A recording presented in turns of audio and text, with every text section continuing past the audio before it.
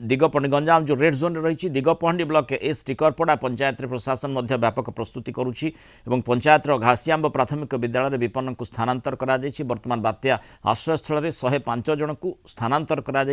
पहाड़ उपरे थिबा दादरुमा गोछापाटर लोकों को आश्रयस्थली में रखा उपात अंचल घासीआंबारू जोड़ी होती आम रिपोर्टर रवींद्रनाथ डाकुआ अधिक सूचना देते। पहाड़ उपरे गाँ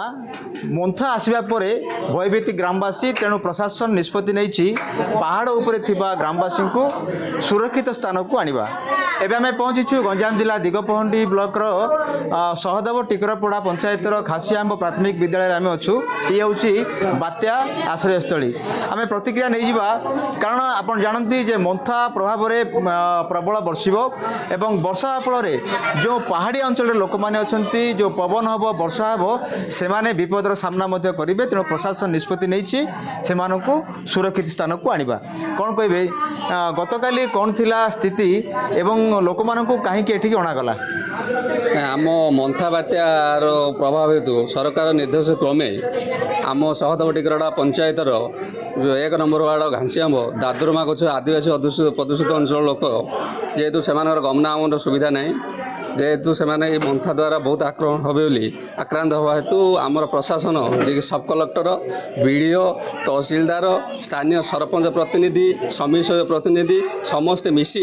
समस्त सामूहिक सहायक से गाड़ी जोगे घासीआंब प्राथमिक विद्यालय आनी रखी से रंधा खाद्य सहित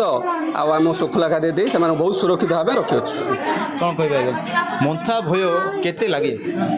सर मंथा भय पाई बोलिकी सरकार जिला प्रशासन तरफ आमर 2टा गाँ दादरुमा गोछापटा भली अधूषित आदिवासी गाँरा जोटी तांकर घर द्वार झुंपड़ी घर भली आ छोट छोट घर द्वार रही सेमती सुविधा ना तेणु सरकार तरफ से रखा जाए भल खाद्य रंधाबाड़ दि जाए। पहाड़ उपर आपड़ थे आपड़ स्कूल घर को आसिले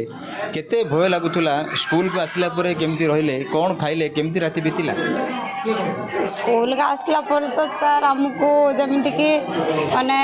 आम घर छाड़ी के आसलु आम घरे केमिति थिबे आम एपट तो आसलु सेपटे गाई गोरु केमिति होतबे कौन एमिति भाबिक आम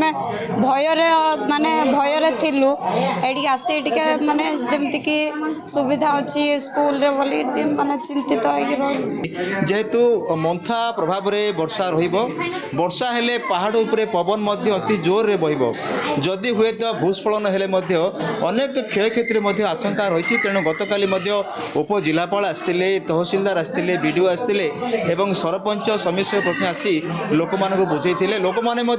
स्वतः प्रवृत्त भाव बुझी यही बात्या आश्रयस्थल में 105 जन रही से वर्षा छाड़े निज गाँ को अर्थात से पहाड़ उपर को जी निज